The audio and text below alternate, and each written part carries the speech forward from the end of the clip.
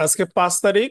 আমাদের ম্যানেজমেন্টের সর্বশেষ ক্লাস 4 নম্বর এক্সক্লুসিভ টেস্টের উপর আমরা 4 নম্বর ক্লাস করব এবং আশা করতেছি যে আমাদের হচ্ছে যেটা ম্যানেজমেন্টের সিলেবাস রাজশাহী বিশ্ববিদ্যালয়ের জন্য ইনশাল্লাহ 100% কভার হবে। তো আজকের ক্লাসে যে আলোচনার টপিকস এইটা অতটা ইম্পর্টেন্ট না, প্রথমেই বলে দিতেছি, কিন্তু তারপরে আমরা দেখব কারণ একটা কোশ্চেন বিশাল কিছু এবং এখানে যে টপিকস গুলো সেগুলো সংক্ষিপ্ত সিলেবাসের বাইরে। দেখো, প্রত্যেকটা জিনিস কিন্তু সিলেবাসের বাইরে। তার মানে প্রথমেই বলে দিলাম এইটা অতটা গুরুত্বপূর্ণ না, কিন্তু তারপরে আমরা পড়বো যদি 2-3টা কোশ্চেন আসে বা একটাই যদি আসে। তবে সবার আগে যে প্রশ্নের উত্তরটা নিবা সেটা হচ্ছে, ভাই এখানে অতিরিক্ত অংশ হিসেবে মার্কেটিং ফাইন্যান্সের বিষয়টা এখানে অ্যাড করছেন। তো মার্কেটিং ফাইন্যান্স থেকে কি আমাদের রাজশাহী বিশ্ববিদ্যালয় ম্যানেজমেন্টের বিশ্বে কোশ্চেনের ভেতর কি কোনো কোশ্চেন করবে? প্রথম কথা হচ্ছে একবারেই না। পূর্ববর্তী সময়ে যেহেতু মার্কেটিং ফাইন্যান্স আলাদা ছিল না, রাজশাহী বিশ্ববিদ্যালয় সহ অনেক বিশ্ববিদ্যালয় আছে যারা ম্যানেজমেন্টের কোশ্চেনের ভিতর মার্কেটিং ফিনান্সের কিছু কোশ্চেন দেয়, যেটা আমরা আমাদের ম্যানেজমেন্ট টিউটোরিয়াল 16 এবং 17 নম্বর যে টিউটোরিয়াল আওয়ার আছে ওখানে আমরা কভার করে ফেলছি। তো গত ক্লাসে কিন্তু আমরা এই অংশটা কভার করছি, তো স্বাভাবিকভাবে আজকের ক্লাসে জাস্ট এই কয়েকটা টপিক আলোচনা করে শেষ করব। ওকে। তো এখন এই অংশটা নিয়ে একটু কথা বলবো। গত ক্লাসেও সেম কথাটা বলছি, সেটা হলো যারা মার্কেটিং ফাইন্যান্স প্রস্তুতি নিছো আলাদা আলাদা, যাদের মার্কেটিং আছে মার্কেটিং, যারা ফাইন্যান্স নিছো ফাইন্যান্স। তো এখন কথা হলো এই 16 নম্বর 17 নম্বর টিউটোরিয়াল আওয়ারে মার্কেটিং ফিন্যান্সের যে অংশগুলো আলোচনা করা আছে, রাজশাহী বিশ্ববিদ্যালয় মার্কেটিং ফাইন্যান্স অংশে যে 12টা কোশ্চেন করবে, ইনশাল্লাহ একাধিক কোশ্চেন পাবে এতটুকুর মধ্যে থেকে, এর নিশ্চয়তা আমি দিতেছি। এবং একই সঙ্গে এই 16 17 নম্বর টিউটোরিয়াল আওয়ারে যে চ্যাপ্টার গুলো আলোচনা করা আছে, তোমরা তোমাদের আমার বই অনেকে নিছো, মার্কেটিং টিউটোরিয়াল নিছো, তারপর ফাইন্যান্সের পিডিএফ নিছো, অথবা তোমাদের কাছে বিভিন্ন পাবলিকেশনের বইগুলো আছে, ওই টপিকস গুলো একটু ফোকাস করে যাও। ঠিক আছে, শেষ সময়ে অত দুশ্চিন্তা করিও না, প্রস্তুতি যা হওয়ার হয়েছে।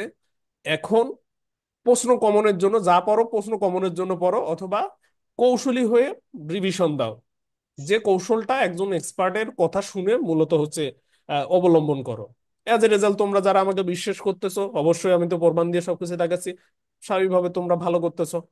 বাকিটা আল্লাহ পাকের উপর ভরসা। ওকে, আর বাকিটা হলো নির্ভর করবে মডেল টেস্ট গুলো দেওয়ার উপর। আমি বারবার রিকোয়েস্ট করবো যে মডেল টেস্ট গুলো দিও সবাই। তো আজকের যে ক্লাস টপিকস আমরা একটু আচ্ছা দেখে ভাই। নেই যে আমাদের সাজেশন অংশে এই অংশ নিয়ে কোনো কিছু বলছি কিনা, এবং একই সঙ্গে রাজশাহী বিশ্ববিদ্যালয় মূলত এই অধ্যায় থেকে কেমন কোশ্চেন করে, এইটার একটা চিত্রটা আমরা একটু দেখে নিই। তো আমরা যদি একটু ভালোভাবে দেখি, আমরা দেখতে পাচ্ছি ব্যবসার আইনগত দিক সংক্ষিপ্ত সিলেবাসের বাইরের জায়গা হওয়ার পরেও এই জায়গা থেকে মোটামুটি ভাবে রাজশাহী বিশ্ববিদ্যালয় রেগুলার করে কিন্তু কোশ্চেন করে। ব্যবসায় সহায়ক সেবা রাজশাহী বিশ্ববিদ্যালয় কোশ্চেন করে না। ব্যবসার উদ্যোগ কোশ্চেন করা হয় না। এরপর যদি বলি ব্যবসার তথ্য প্রযুক্তি, সেই জায়গা থেকেও রাজশাহী বিশ্ববিদ্যালয় তেমন কোশ্চেন করে না, খুব মাঝে সাঝে। এর বাইরে আমরা আরেকটা অধ্যায় আছে ব্যবসার মানে নৈতিকতা এবং সামাজিক দায়বদ্ধতা। এই সংক্ষিপ্ত সিলেবাসের প্রচলন আসার পর হুটহাট করে 2-1টা কোশ্চেন আর কি রাজশাহী বিশ্ববিদ্যালয় করেছিল। তো ওভারঅল হচ্ছে আজকের আলোচনা যে জায়গাটা, সেই জায়গা থেকে আহামরি তেমন কোশ্চেন আসে না, কিন্তু তারপরে আমরা জোর করে হলেও কিছু অংশ দেখব। তাহলে কোন অংশগুলো দেখব, এবং একই সঙ্গে এবছরের প্রশ্নর ক্ষেত্রে আসলেই এই জায়গাগুলো থেকে প্রশ্ন আসবে কিনা, যে আলোচনা টপিকস গুলো আছে সেগুলো যদি একটু আমি দেখি, তো আমি তোমাদের দেখো সাজেশন দিয়ে দিছি। আজকের লেকচার থেকে আমার মনে হয় না যে কোনো কোশ্চেন করবে, কারণ এই যে দেখো আমি কোনো কোশ্চেনে দেইনি আমার ধারণা মতে। বাকিটা এখন স্যার যে স্যার কোশ্চেন করছে তার উপর নির্ভর করতেছে। তবে আমি কিন্তু তোমাদের গত ক্লাসে আরেকটা জায়গা দেখাইছি, সেটা হলো ব্যবসা সংশ্লিষ্ট সাধারণ জ্ঞান, মানে রিসেন্ট যে জিনিসগুলো ঘটতেছে, যেমন এই যে আমাদের এই যে বিমস্টেকের সম্ভবত হয়ে গেল আমাদের এই যে প্রধান উপদেষ্টা যে মানে সম্মেলনে জয়েন করলো, এটা বিমস্টেকের সম্মেলন সম্ভবত, আমার যতটুকু ধারণা, মানে আমি ঘাটিনি আর কি। তো এই সম্মেলনটা এটা কিন্তু আমাদের এই এতে আছে, ব্যবসায়িক সহায়ক সেবার অধ্যায়টাতে আছে। তো এই জিনিসটা একটু আমরা দেখব, এবং এমন কিছু সমসাময়িক সাধারণ জ্ঞানগুলো আমরা দেখবো, যেমন আমাদের ব্যাংক হার, হ্যাঁ বাংলাদেশ ব্যাংকের এখন বর্তমান গভর্নর কি, এই যে এই জিনিসগুলো আমরা আপাতত একটু দেখবো। এছাড়া এছাড়া আমাদের হচ্ছে বাংলাদেশ সিকিউরিটি এক্সচেঞ্জ কমিশনের এখন সভাপতি কে। ঠিক আছে, এই ধরনের তথ্যগুলো একটু দেখবো। যদি আসলে 2-1টা কোশ্চেন করে বলা তো যায় না, কারণ রাজশাহী বিশ্ববিদ্যালয় তারা তাদের কোশ্চেনে ভিন্নতা রাখতে পছন্দ করে।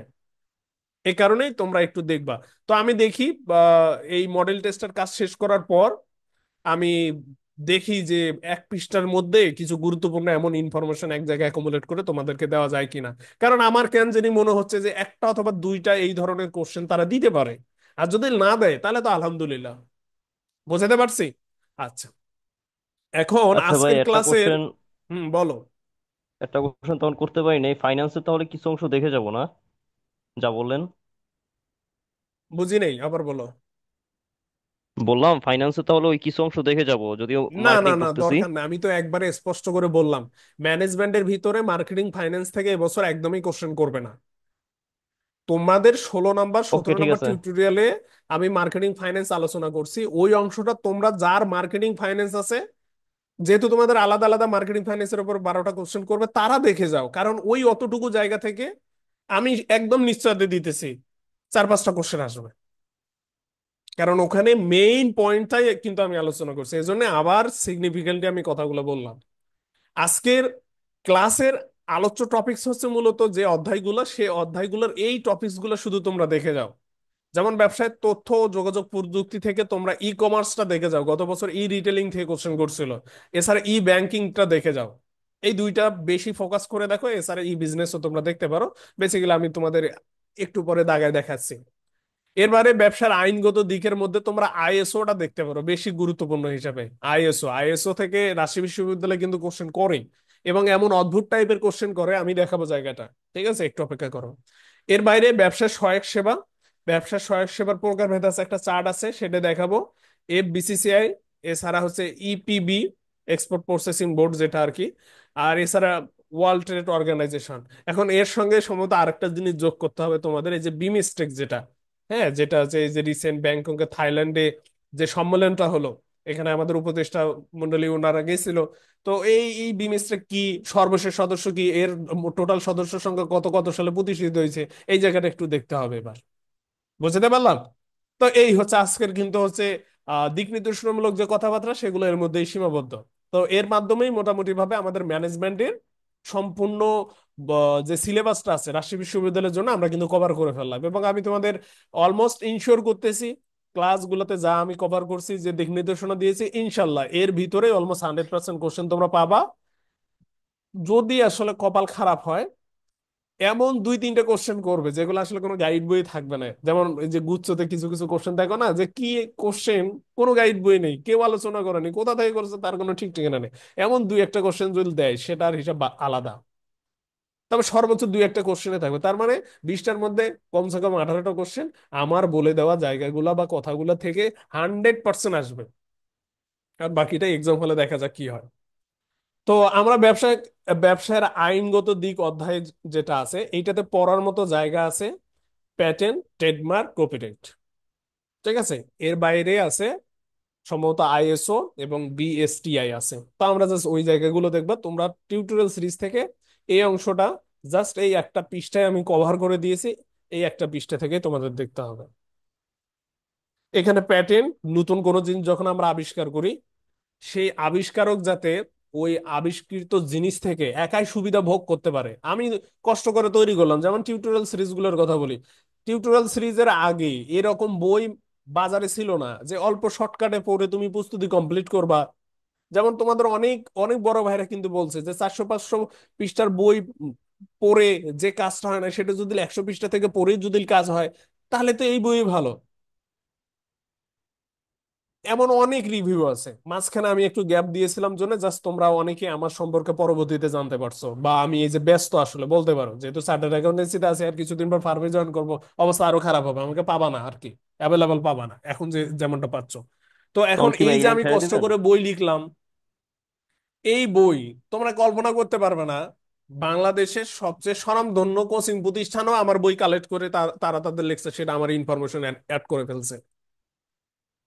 আর কি বলবো? তাহলে এই যে আমি একটা জিনিস কষ্ট করে করলাম, কিন্তু যে যার মতো ছিঁড়ে খাওয়া শুরু করে দিল, তো এইটা যদি করে তাহলে আমি কি উপকৃত হতে পারবো? অবশ্যই পারবো না। ঠিক অনুরূপভাবে এই যে বিল গেটস, তাই না, মাইক্রোসফটের হচ্ছে আবিষ্কারক, এখন মাইক্রোসফট আবিষ্কার করছে, এখন ওর দেখা দেখি আছে, তো এই জিনিসগুলো নিয়ে অনেকে পড়ে আছে। তো ওরা নিজের মতো যদি করে, ওরা যদি উৎপাদন করে, তাহলে এতদিন কিন্তু বিল গেটস কিন্তু আজকে বিল গেটস হতে পারতো না। তো এই প্যাটেন্টের কারণেই কিন্তু কি হয়েছে, আবিষ্কারকের যে আবিষ্কৃত বিষয়বস্তু আছে সেটা রক্ষা করা হয়েছে। তাহলে কোনো কিছু যখন নতুন আবিষ্কার করা হয়, সে আবিষ্কৃত জিনিসের উপর আবিষ্কারকের একচ্ছত্র অধিকার, মানে একক অধিকার আধিপত্য দেওয়া হয়, যে দলিলের মাধ্যমে, সেটাকে মূলত প্যাটেন্ট বলা হয়। এটার মাধ্যমে সে মূলত আইনগত ব্যবস্থা নিতে পারে এবং একই সঙ্গে ক্ষতিপূরণও নিতে পারে। তো এটা কবে আছে, এর প্রচলন আসলে কবে থেকে শুরু? এটা ইতালির ভেনিস শহরে শুরু হয়েছে 1414 সালে। এরপর ওই জিনিসটা বাংলাদেশে আছে, উপমহাদেশে আছে, এমন অনেকগুলো ইনফরমেশন আছে, অত দরকার নেই। আপাতত বাংলাদেশে এই যে প্যাটেন্ট ডিজাইন আইন 1911, এবং এর মেয়াদ থাকে এবং এটা নবায়ন করার প্রয়োজন পড়ে। ঠিক আছে। আমাদের হচ্ছে এই প্যাটেন্ট আইন 2012 সালে নতুন এই প্যাটেন্ট আইনকে খসড়া করা হয়েছে, এবং সেই খসড়াতে মূলত হচ্ছে 20 বছর প্যাটেন্ট আইনের মেয়াদ দেওয়া হয়েছে, যদিও আমাদের মেয়াদ আসলে 16 বছর। তাহলে এই যে জিনিসগুলো, এই ইনফরমেশন গুলো একটু মাথায় রেখিও, আসতে পারে। তবে এখান থেকে যদি রাবিতে কোশ্চেন না আসে, জিএসটি তে একদম 100% লিখে রাখা কোশ্চেন করবে। এবার আসি হচ্ছে ট্রেডমার্ক। ট্রেডমার্ক হচ্ছে একটা পণ্যর আলাদা একটা বৈশিষ্ট্য প্রকাশ করার জন্য বিভিন্ন ধরনের চিহ্ন অথবা শব্দ, লোগো, এমন কোনো কিছুর ব্যবহারকেই মূলত আমরা ট্রেডমার্ক বলবো। এইটার মাধ্যমে মূলত আমরা কি করি, একই জিনিস, হুম, শার্ট, শার্ট তো সবাই উৎপাদন করে, কিন্তু আসলে অ্যাকচুয়ালিতে এই শার্টটা কে তৈরি করলো, অবশ্যই তার নাম লেখা থাকে, ওইটাই ট্রেডমার্ক, যেটাকে আমরা ব্র্যান্ড হিসাবে আসলে আখ্যায়িত করি। তাহলে এই জিনিসগুলো হলে হয় কি, যে না এইটা হচ্ছে অনন্ত জলিলের গার্মেন্টস থেকে তৈরি করা হয়েছে, না এটা অন্য গার্মেন্টস গার্মেন্টস থেকে তৈরি করা হয়েছে, এই জিনিসগুলো বোঝা যায়। বা এই যে আমি বই লিখছি, ঠিক আছে, আমি কিছুই লিখলাম না, নাম টাম কিছুই দিলাম না, অন্যরাও বই লিখছে, তাহলে একই হয়ে গেল না, কে বইটা লিখছে, হ্যাঁ, এটা কিন্তু বোঝা যাচ্ছে না। তাহলে এই জন্য যখন আমরা কোনো শব্দ, বিশেষ চিহ্ন ইত্যাদি ব্যবহার করে সেই পণ্যটাকে আলাদা স্বতন্ত্রতা দিব বা আলাদাভাবে রিপ্রেজেন্ট করার জন্য বিভিন্ন সিম্বল ইউজ করব, সেটাকে মূলত আমরা ট্রেডমার্ক হিসেবে আখ্যায়িত করব। তো এই ট্রেডমার্ক, তুমি ভালো প্রোডাক্ট প্রডিউস করো, তুমি ইউনিক একটা ট্রেডমার্ক ইউজ করো, এখন তোমার তো ব্র্যান্ড ভ্যালু হয়ে গেছে। এখন তোমার ব্র্যান্ড ভ্যালু অন্যরাও ব্যবহার করে, অথচ তারা খারাপ পণ্য দেয়, তাহলে তুমি ক্ষতিগ্রস্ত হবে না? তাহলে তোমার স্বার্থ তো রক্ষা করতে হবে। এই স্বার্থ রক্ষা করার জন্য কি করা হয়েছে, ট্রেডমার্কের জন্য আইন প্রণয়ন করা হয়েছে। এই যে দেখো, সর্বপ্রথম ব্রিটেনে 1216 সালে ট্রেডমার্ক আইন প্রবর্তন করা হয়। এরপর ভারত উপমহাদেশে 1940 সালে ট্রেডমার্ক আইন প্রবর্তন করা হয়, এবং সেই আইনটাই পরবর্তীতে মডিফাই করে বাংলাদেশে 2009 সালে ট্রেডমার্ক আইন আর কি মাইনে চলা, এবং সেটাই সংশোধন করা হয়েছে 2015 সালে। এবং এখানে ট্রেডমার্ক আইনটা অনুসারে আমাদের হচ্ছে যে কোনো একটা ট্রেডমার্কের মেয়াদ থাকে হচ্ছে 7 বছর, এবং সেটা পরবর্তীতে নবায়ন করা যায়, নবায়ন করলে সেটা হয়ে যায় 10 বছর। এই হলো মূল কাহিনী। আশা করি অল্পর মধ্য দিয়েই আমি তোমাদের বেসিক কনসেপ্ট সহকারে সবটুকু কভার করে ফেলতেছি। অপরদিকে আসি হচ্ছে কপিরাইট, বেসিক্যালি হচ্ছে লেখালেখির বিষয়গুলা, লেখক এবং শিল্পী, সিনেমা সহকারী, হ্যাঁ, গান সিনেমা সহকারী। তো এই যে কেউ একটা কোনো জিনিস লিখলো, কেউ একটা কোনো জিনিস গাইলো, সেই জিনিসটা তুমি বিকৃতি করে ফেললা, সেই জিনিসটা তুমি কপি করে ফেললা, তাহলে যে কষ্ট করে তৈরি করলো সে ক্ষতিগ্রস্ত হচ্ছে। তাহলে তার স্বার্থটা রক্ষা করার জন্য যে দলিলটা ইউজ করা হয় বা তাকে যে আইনীয় যে আর কি একটা স্বীকৃতি দেওয়া হয়, সেটাকে মূলত আমরা কপিরাইট বলবো। তাহলে এই যে প্যাটেন্ট, ট্রেডমার্ক, কপিরাইট সর্বপ্রথম কে প্রচলন করছে সেগুলো দেখো, আমি সুন্দর করে নাম কিন্তু নিচে নিচে দিয়ে দিছি। তাহলে প্যাটেন্ট ইতালি, ট্রেডমার্কও ইতালি, তারপর হচ্ছে কপিরাইটটা হচ্ছে ব্রিটেন বা যুক্তরাজ্যে বা লন্ডনে। তো এর বাইরেও এখানে দেখো কিছু ইনফরমেশন আছে, যে সর্বপ্রথম কপিরাইট কোথায় চালু করা হয়, যুক্তরাজ্যে। কে করে, ব্রিটেনের দ্বিতীয় রানী চার্লস, ও রাজা, তখন রাজা বেঁচে ছিল, ব্রিটেনের রাজা দ্বিতীয় চার্লস। তবে ব্রিটেনের কিন্তু রানী বেশি, ঠিক আছে, রানী এলিজাবেথ 1 2 3 4, ঠিক আছে, এভাবে আর কি। তো যাই হোক, বাংলাদেশে কপিরাইট আইন হচ্ছে 2000 সাল, এবং কপিরাইট বিধিমালা হচ্ছে 2006। এই অনুসারে মূলত বাংলাদেশে কপিরাইটের বিষয়গুলা আর কি হ্যান্ডেল করা হয়, যদিও বাংলাদেশে এগুলো আইন টাইন কেউ মানে না, এবং এই আইনের প্রয়োগ আমি দেখি নাই, কারণ যদি দেখতামই, তাহলে এই যে বর্তমান প্রেক্ষাপটে এই যে বিভিন্ন একাডেমিক গাইড বইগুলো কপি করে তোমাদের বিভিন্ন প্ল্যাটফর্মের বড় ভাইরা যেভাবে বই টইগুলো লিখে পাবলিশ করতেছে, আমি নিজেও হয়রান এবং নিজেও অবাক কেন একাডেমিক যে মানে পাবলিকেশন গুলো আছে, যেমন লেকচার পাবলিকেশন, তারা আসলে যথাযথ পদক্ষেপ নিতেছে না। আমি আসলে অবাক আসলে। তা আমার ইচ্ছা আছে আর কি, এই যে বাংলাদেশের এই যে কপিরাইট আইন বা কপিরাইট বিধিবিধান, এই যে এই সংশ্লিষ্ট যে আইনগুলো করা হয়েছে, এগুলো আসলে এক্সাক্ট প্রয়োগ কোথায়, এগুলো আমি দেখবো, একটু ফ্রি হয়ে নেই, দেখবো ইনশাল্লাহ। তো এই বাংলাদেশের কপিরাইট আইনে মূলত কেউ যদি কপিরাইট করে, তো তার শাস্তির বিধান আছে, তার হচ্ছে দেখা যাচ্ছে যে মানে জরিমানার বিষয়গুলো আছে, তো অতগুলা ওই জিনিসগুলো আসবে না।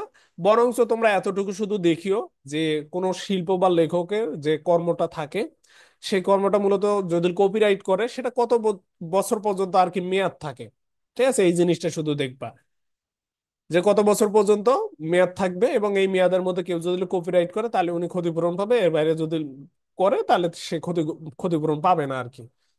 এই দেখবা এই যে আমাদের আসিফ আকবরের গান কে জানি হচ্ছে কপি করছে, তারপরে জেমসের গান কে জানি হচ্ছে বিকৃত করছে, করছিল না এর আগে? এই এই কপিরাইট আইনের মাধ্যমে মূলত এগুলো করা হয়। তো এই হচ্ছে হলো প্যাটেন্ট ট্রেডমার্ক কপিরাইটের বিষয়টা। আশা করি যে তোমরা একটুর মধ্যেও আমি বুঝাইতে সক্ষম হয়েছে। তো তোমরা আচ্ছা এরপর ভাই, হচ্ছে, বলো। বই লিখতে কোনটা দরকার পড়ে? কপিরাইটই তো না? কপিরাইট, বইয়ের ক্ষেত্রে শুধু কপিরাইট। কপিরাইট? মানে আবিষ্কৃত জিনিস বাদে লেখালেখি, গান বাজনা, নাটক, সিনেমা, এগুলো কপিরাইটের মধ্যে পড়ে আর কি। ওকে। আর এই জিনিসটা একটু পড়ে নিও, হ্যাঁ, ওয়ার্ল্ড ইন্টেলেকচুয়াল প্রপার্টি অর্গানাইজেশন, মূলত এটা এমন একটা আন্তর্জাতিক প্রতিষ্ঠান।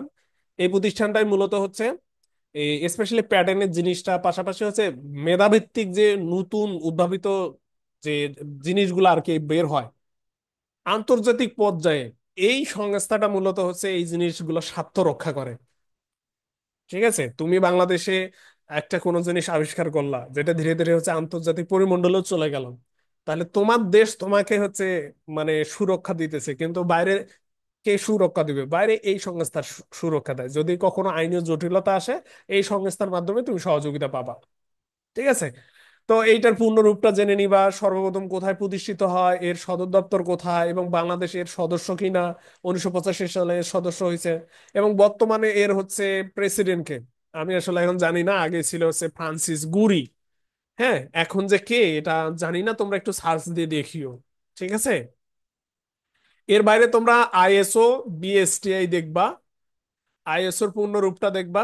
তোমরা এটা ভালোভাবে জানো যে মূলত আমরা যে পণ্য দ্রব্যগুলো উৎপাদন করি, সেই উৎপাদিত পণ্য দ্রব্যগুলোর মান আন্তর্জাতিক পর্যায়ে ঠিকঠাক রাখার জন্য যে সংস্থাটা এই জিনিসগুলো তদারকি করে থাকে তাকে আমরা আইএসও বলে থাকি। আর দেশীয় পর্যায়ে এই কাজটা করে থাকে হলো বিএসটিআই। তাহলে বিএসটিআই এরও পূর্ণ রূপটা জেনে নিবা আসতে পারে, এবং একই সঙ্গে আইএসওরও পূর্ণরূপটা জেনে নিবা। তাহলে উভয় সংস্থায় মূলত পণ্যদ্রব্যের মান গুণাগুণ রক্ষা বা নিরীক্ষার কাজটা করে থাকে। ঠিক আছে, তো আন্তর্জাতিক পর্যায়ে আইএসও, আর দেশীয় বা আঞ্চলিক মানে বিষয় আঞ্চলিক জায়গা থেকে মূলত বিএসটিআই, এটা বাংলাদেশের ক্ষেত্রে মান নির্ধারণের কাজ আর কি করে। তো এটা কোন সংস্থার অধীনে আছে, এবং এটা কি রাষ্ট্রীয় ব্যবসা প্রতিষ্ঠান কিনা বা রাষ্ট্রীয় সংস্থা কিনা, এই যে এখানে দেখো ডিটেলস আলোচনা করা আছে, এবং আমাদের বিএসটি কত সালে আছে আইএসও সদস্যপদ লাভ করে, এই জিনিসগুলো এখানে সুন্দর করে দেওয়া আছে অলমোস্ট। তো মোটামুটি ভাবে এই হচ্ছে হলো আইএসও বিএসটি এর বিষয়। এর বাইরে আপাতত তেমন কোশ্চেন করে না, আর যে জায়গা থেকে কোশ্চেন করে সেটা হলো এইটা। আমাদের আইএসও তে প্রায় সম্ভবত 9টার মতো মান আছে, এখানে আমি কমাই দিয়েছি। আর 1400 নামে এই যে দেখো, আইএসও 9000 নামে 5 সেট, আর হচ্ছে আইএসও 14,000 নামে হচ্ছে হলো 6টা, তার মানে 511টা মান প্রণয়ন করছে আইএসও। এই 11টা মানের ভিতরে অর্থাৎ হচ্ছে এগুলা কোড আসলে, এই কোডগুলোতে এক একটা বিষয় সম্পর্কে তারা বিস্তারিত আলোচনা করছে। যেমন আইএসও 9000, এই জায়গাটাতে মূলত মান ব্যবস্থাপনা নিয়ে ওনারা বিভিন্ন ধরনের ব্যাখ্যা লিখছে বা এক্সপ্লেনেশন লিখছে, এবং বিভিন্ন ধরনের কি করতে হবে মানে করণীয় বিষয়গুলো অথবা পরামর্শগুলো ওনারা এখানে দিয়ে রাখছে। সেম অনুরূপ ভাবে আইএসও 14,000, এই কোডে বা এই মানদণ্ডে মূলত পরিবেশ ব্যবস্থাপনা নিয়ে ওনারা লেখালেখি করছে, বা পরিবেশ বিষয়ে হচ্ছে দিক নির্দেশনা দিয়েছে যে আপনারা প্রোডাকশন করবেন, আপনারা ব্যবসা করবেন, আপনারা হচ্ছে মোরগীকরণ করবেন, আপনারা প্যাকিং করবেন, আপনাকে অবশ্যই পরিবেশের দিকে খেয়াল রাখতে হবে। এছাড়া দেখো আইএসও হচ্ছে 31,000, এখানে ঝুঁকি ব্যবস্থাপনা নিয়ে ওনারা হচ্ছে দিক নির্দেশনা দিয়েছে বা আলোচনা করছে। আইএসও 26,000, সামাজিক দায়বদ্ধতা, সিএসআর, কর্পোরেট সোশ্যাল রেসপন্সিবিলিটি নিয়ে এই জায়গাটাতে ওনারা কথা বলছেন। তো এই জায়গা থেকে রাজশাহী বিশ্ববিদ্যালয় এর আগের বছর কিন্তু কোশ্চেন করেছিল, এর আগের বছর না, সম্ভবত আজ থেকে 3 বছর আগে হতে পারে, 2-3 বছর আগে, কিন্তু আছে এই জায়গা থেকে কোশ্চেন একটা আছে, তোমরা দেখে নিও। তো মোটামুটি ভাবে এতটুকুই। এর বাইরে এখানে আইন কিছু আছে, তোমরা আইনগুলো দেখতে পারো। এবছর কেন জানি মনে হচ্ছে আইন থেকে একটা কোশ্চেন করবে। তো মোটামুটি ভাবে ওইদিকে অংশীদারি ব্যবসা প্রতিষ্ঠানের আইন দেখাইছি, কোম্পানি সংগঠনের আইন দেখাইছি, তারপরে সমবায় সমিতির আইনগুলো দেখাইছি, আর এই যে কিছু আইন, তো এই আইনগুলো একটু দেখে যাও। ঠিক আছে? তো এই হচ্ছে আমাদের মানে হচ্ছে ব্যবসার আইনগত দিকের পড়াশোনা। এতটুকু পড়লেই হবে, আরো অনেক ইনফরমেশন আছে। আমার মনে হয় না যে খুব বেশি তোমাদের আর কি এগুলো পড়তে হবে আপাতত। ওকে? তো তোমাদের যদি ওই অংশ নিয়ে কারো যদি কোনো কোশ্চেন থাকে আমাকে জিজ্ঞেস করতে পারো, কোনো জায়গায় যদি কনফ্লিক্ট থাকে আমি বুঝাই দিতেছি। আর যদি না থাকে তাহলে আমি ব্যবসায় সহায়ক সেবাটা শুরু করে দিই। আচ্ছা দেখো, এই চার্টটা একটু মুখস্থ করে নাও। এই চার্টটা আসলে ছিল না, কোনো গাইড বই ছিল না। ঠিক আছে? হয়তোবা এখন রিসেন্ট অ্যাড করে ফেলছে। বলতে পারো যে আমি 2020 সালে পাবলিশ করার পর এর আগের কোনো গাইড বই এই চার্টটা এত পুঙ্খানুভাবে পাইতা না, বা আসলে ছিল না। এই জিনিসগুলো নিয়ে আসা হয়েছে মূলত তোমাদের ক্লাস 9-10 বই থেকে। যখন আমি 2010-11 সালে ক্লাস 9-10 পড়ছি, তখন আমাদের ব্যবসা উদ্যোগ নামে একটা বই ছিল, এবং ওই বইয়ে এই চ্যাপ্টারটা ছিল। তো ওখানে মূলত ব্যবসায় সহায়ক সেবা 3টে স্তর দেওয়া ছিল: এই উদ্দীপনামূলক সেবা, সমর্থনমূলক সেবা, সংরক্ষণমূলক সেবা। এগুলোর ভিতরে মূলত কি কি সেবা দেয় যেগুলো উদ্দীপনামূলক, কি কি সেবা যেগুলো সমর্থনমূলক, কি কি সেবা যেগুলো হচ্ছে সংরক্ষণমূলক। এখন ইন্টারেস্টিং বিষয় হচ্ছে, এখানে সমর্থনমূলক এবং সংরক্ষণমূলক সেবা এগুলো নিয়ে এত পরিমাণের ভুল উত্তর তোমাদের গাইড বইগুলোতে দেওয়া আছে, যেটা বলার বাইরে। এত পরিমাণে ভুল, এবং এগুলো নিয়ে কেউ স্পষ্ট করে কথা বলতে পারে না। কারণ এগুলা স্টিল তোমাদের একাডেমিক বইতেও নেই। আছে কি খালিকুজ্জামান স্যারের বইয়ে এই জায়গাটা আছে, তাই না? কিন্তু এই জায়গাটা দেখছো কি তোমরা? বলো তো, যারা ক্লাসে আসো, এই জায়গাটা দেখছো যে উদ্দীপনামূলক সেবার মধ্যে এই জিনিসগুলা, সমর্থনমূলক সেবার মধ্যে এই জিনিসগুলা, সংরক্ষণমূলক সেবার মধ্যে এই জিনিসগুলা, এই অংশটুকু দেখছো? না ভাই। বলো। অথচ কোশ্চেন পাইছো? কোশ্চেন কিন্তু আছে, এইচএসসি তেও এই জায়গা থেকে কোশ্চেন করা আছে, ইউনিভার্সিটিতেও এই জায়গা থেকে কোশ্চেন করা আছে, এবং ম্যাক্সিমাম কোশ্চেন গুলারে ভুল উত্তর দেওয়া আছে। যেমন কর অবকাশ, এটা সমর্থনমূলক সেবার মধ্যে দেওয়া আছে। ঠিক আছে?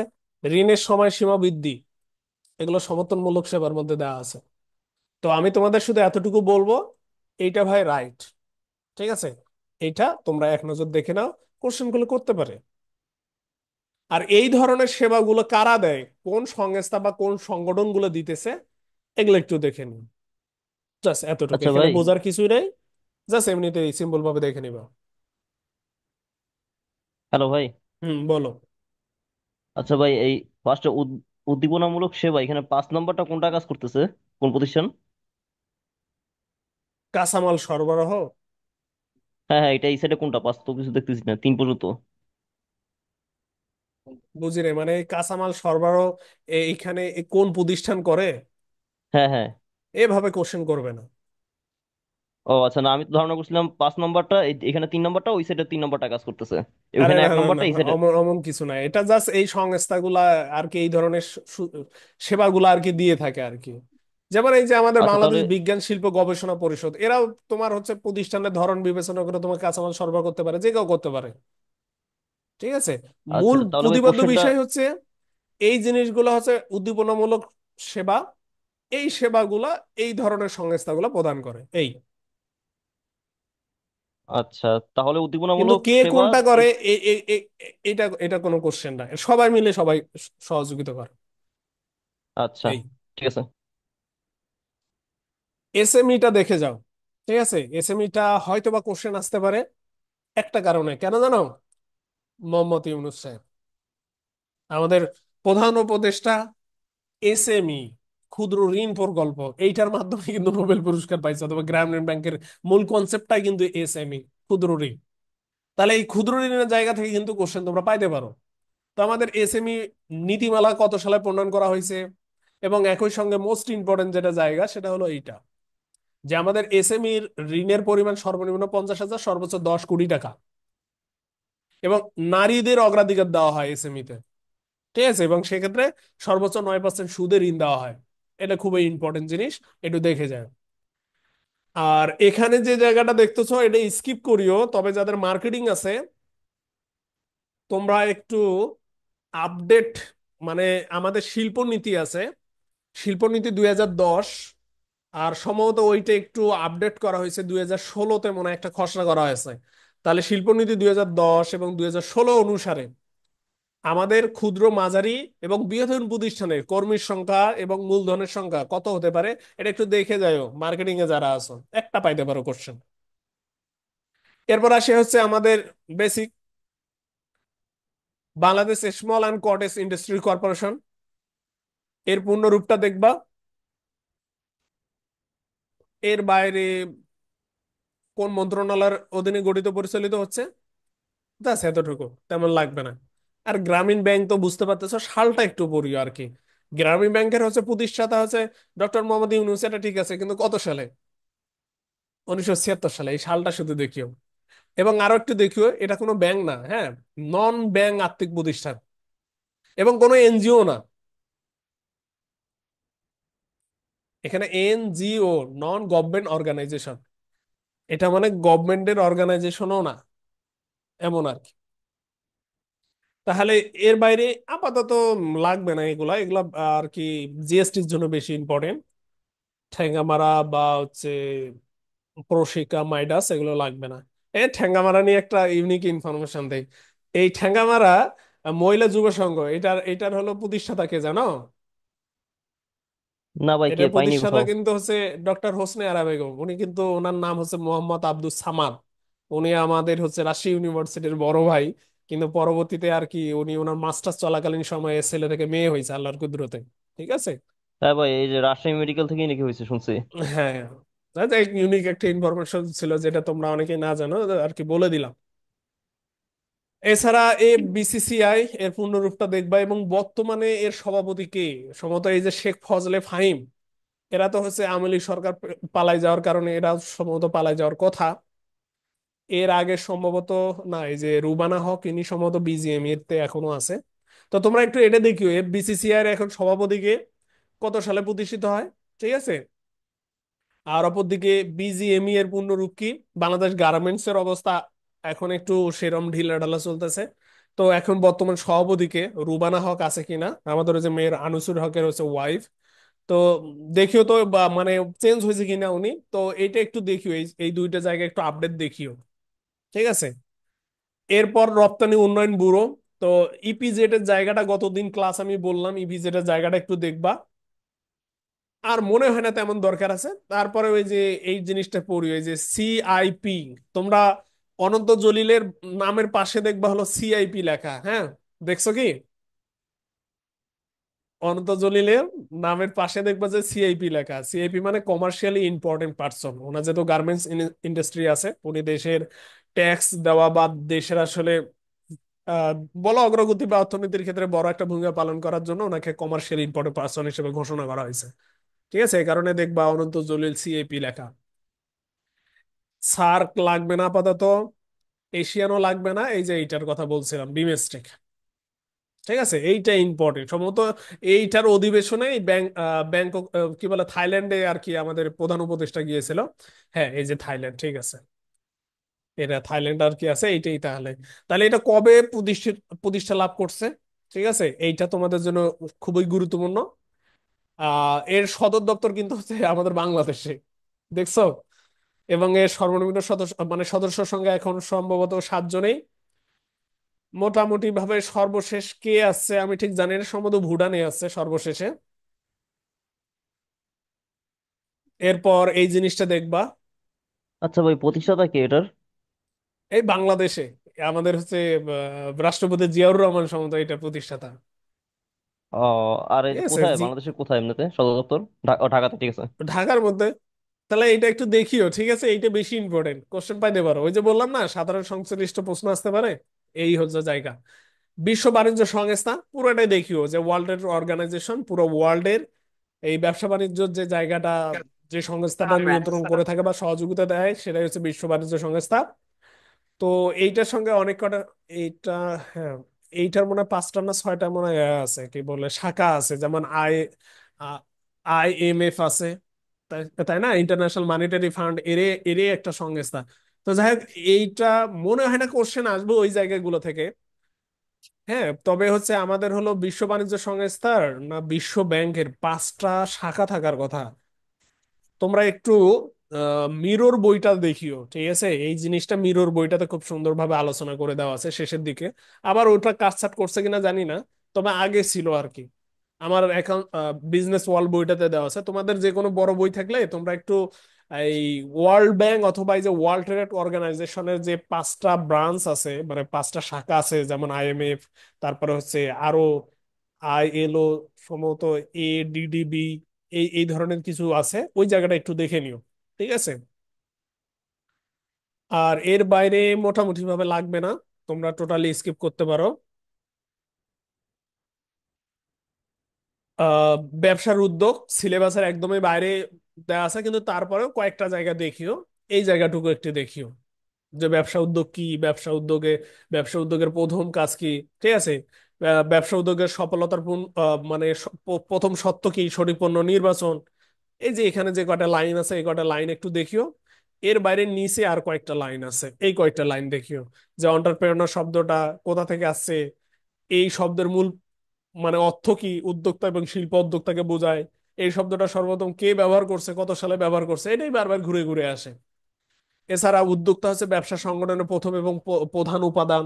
ঠিক আছে, এই জিনিসগুলো একটু দেখবা, তবে অত বেশি ইম্পর্টেন্ট না, বাদ দিতে পারো, দরকার নেই।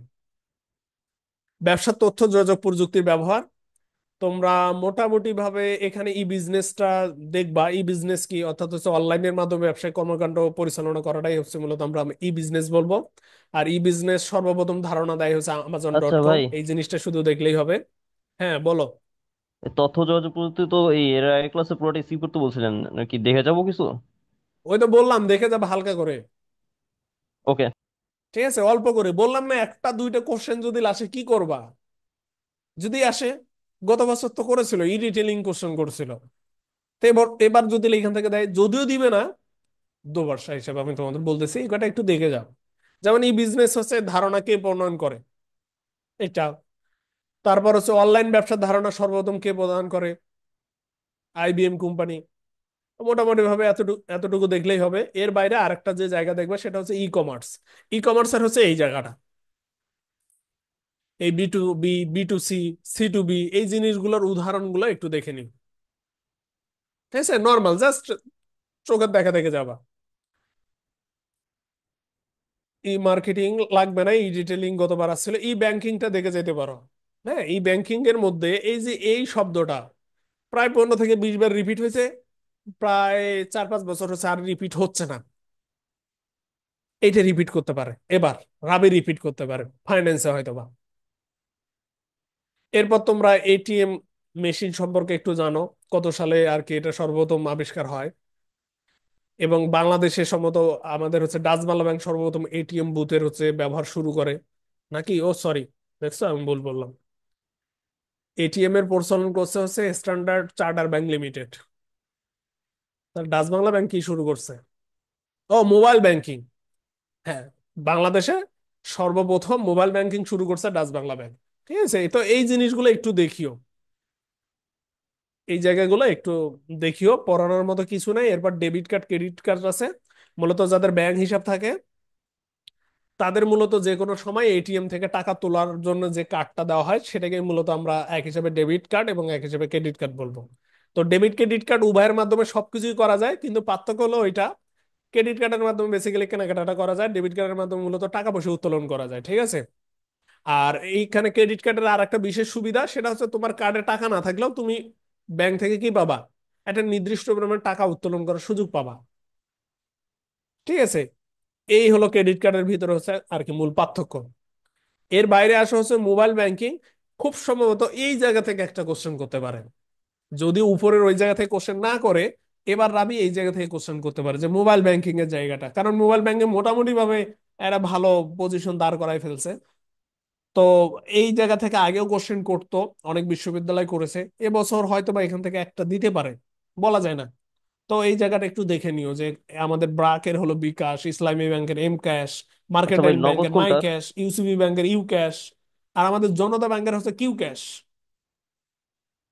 ভাই ঠিক নগদ আছে। কোনটার? হুম। নগদ। নগদ তো দেখি না, নগদ কোনো ব্যাংকের না। নগদ এই যে ডাকঘর নাকি, ওইটাই তো দেখি। নগদের সঙ্গে তো ডাকঘরেরই তো দেখি সম্পর্ক, হয়তো বা ডাকঘরে। ঠিক পোস্ট আছে। অফিস। হ্যাঁ, পোস্ট হ্যাঁ অফিস। হ্যাঁ। এই তো চলে আসছে পোস্ট অফিস। আর ভাই রকেট? রকেট হচ্ছে ওই যে ডাচ বাংলা ব্যাংক, সর্বপ্রথম এটাই মোবাইল ব্যাংকিং শুরু হয়। ঠিক ও আছে, আচ্ছা, ডাচ হ্যাঁ বাংলা ঠিক ব্যাংকে আছে। সর্বপ্রথম মোবাইল ব্যাংকিং এর যাত্রা শুরু করে। অথচ আমাদের কিন্তু মোবাইল ব্যাংকিং এর জায়গাটা নেতৃত্ব দিতেছে হলো বিকাশ, মানে পুরা সবকিছু শেয়ার তাদের আন্ডারে। তো এই হলো বিষয়। ব্যবসার নৈতিকতা, সামাজিক দায়বদ্ধতা মনে হয় না কোশ্চেন করবে। আর যদি কোশ্চেন করে, শুধু এতটুকুই বলি যে এই জায়গা থেকে কোশ্চেন করবে না আশা করি। আর যদি করে, বিগত কয়েক বছরে রাজশাহী বিশ্ববিদ্যালয় এখান থেকে 3টে কোশ্চেন করছে, ওই 3টে কোশ্চেনেই তোমাদের এইচএসসি বোর্ডের কোশ্চেন ছিল।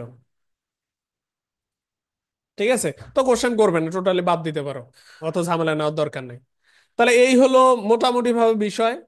আর কিন্তু পড়াশোনা নেই, তোমাদের ম্যানেজমেন্ট কিন্তু শেষ। তো শেষ সময়ে এই একটা ক্লাস করো, সাজেশন দেখালাম, সাজেশন গুলো দিছি। যাদের কাছে বই নেই এখনো বই নিতে পারবে, একদিনে পড়ে শেষ করতে পারবো বইটা, ওটা নিয়ে সমস্যা নেই। ঠিক আছে, এই পড়াশোনা শেষ। কারো যদি কোনো কিছু জানার থাকে জিজ্ঞেস করতে পারো। আমাকে মডেল টেস্টের কাজ শেষ করতে দাও, যাতে করে আমি কালকে দিতে পারি, অলরেডি সময় কিন্তু নেই। বলো, কিছু জানতে চাও?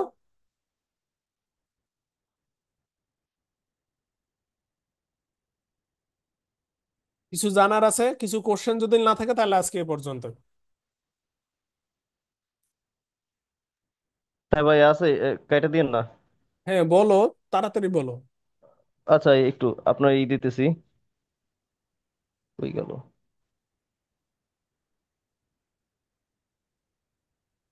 ব্যবসা ভাই উদ্যোগ সম্পর্কে যে জায়গাটা ছিল ওই জায়গাটা একটু আরেকবার গেলে ভালো হতো। আচ্ছা।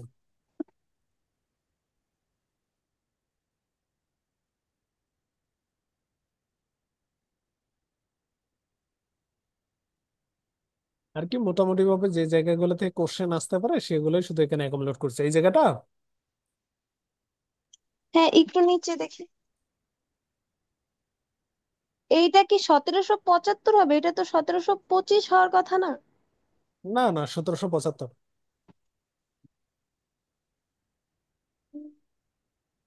25 কোথায় পাইছো?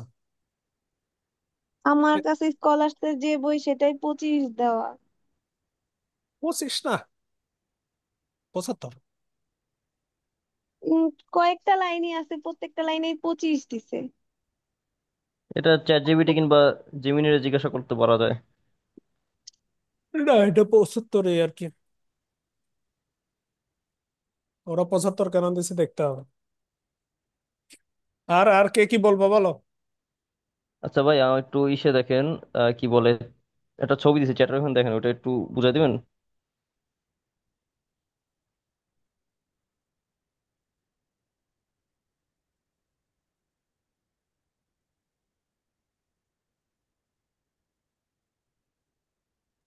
এটা তো আমি গ্রুপে বলছিলাম 3/20 কিভাবে হচ্ছে। 3/20 দিলে জিরো পয়েন্ট সমবায় ওয়ান ফাইভ সমিতির অর্জিত আইতেছে। মুনাফার কত অংশ সঞ্চিত তহবিলে বাধ্যতামূলক ভাবে রাখতে হবে?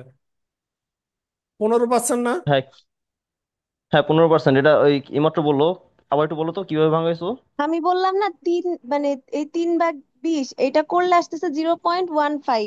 সেটার পাশে পার্সেন্ট লাগাইলে 15%ই হচ্ছে। হুম। আচ্ছা ঠিক আছে। কার কোশ্চেন এটা? ভাই আমার, আমি কোশ্চেন না না করলাম। না, কোন বইয়ের কোশ্চেন এটা? কোনটা? ও এটা এই গ্রুপ থেকে পাইছি, কার জানি না। ও আচ্ছা আচ্ছা,